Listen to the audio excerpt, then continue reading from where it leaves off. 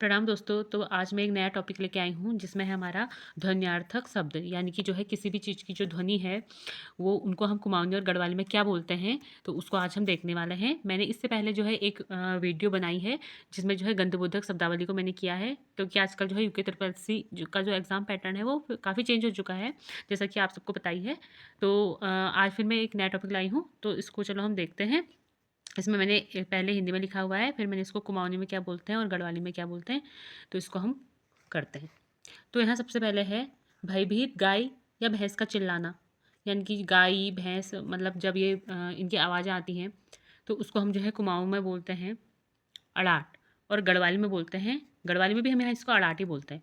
यानी कि जब भैंस को, या तो ऐसा होता है कि भैंस को जब उसको उसको पानी की प्यास लगी होती है या उसे जो है भूख लगी होती है या भैंस को लगी होती है, तो वो लोग जो है अपनी आवाज़ निकालते हैं, तो उसको हम कुमाऊनी में बोलते हैं अड़ाट, और गढ़वाली में भी सेम उसको अड़ाट ही बोल रहे हैं। तो नेक्स्ट है हमारा व्यर्थ में लगातार बोलना, यानी कि फालतू बोलते रहना, मतलब कुछ भी बोलना और फालतू बोलना, तो इसको हम कुमाऊनी में बोलते हैं कड़कड़ाहट, कि कितना कड़कड़ाहट लगा रखा है इसने, मतलब ऐसा हम बोलते हैं। और गढ़वाली में भी इसको ककड़ाहट बोलते हैं।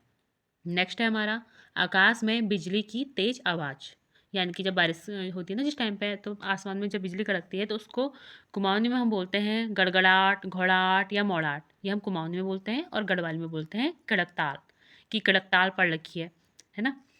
नेक्स्ट है हमारा वस्तु को घसीटने से उत्पन्न ध्वनि, सॉरी यहाँ पे शब्द आ गया है।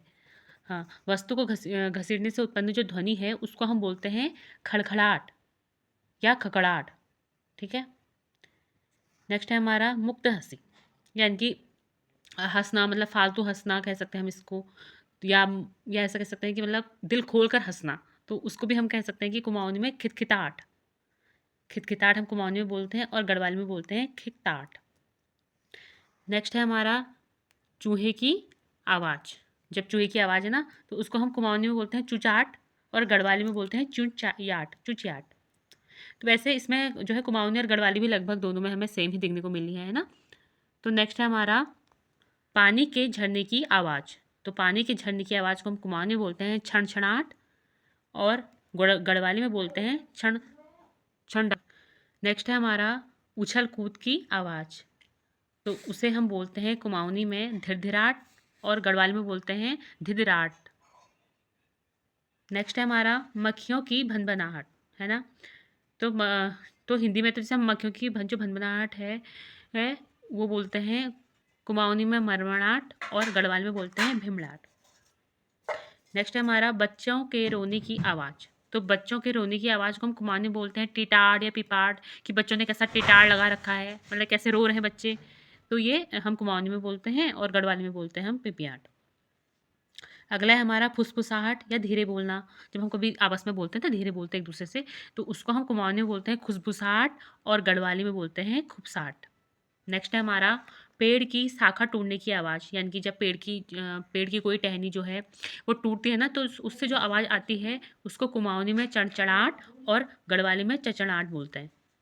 नेक्स्ट है हमारा सूखे पत्तों पर चलने की आवाज़।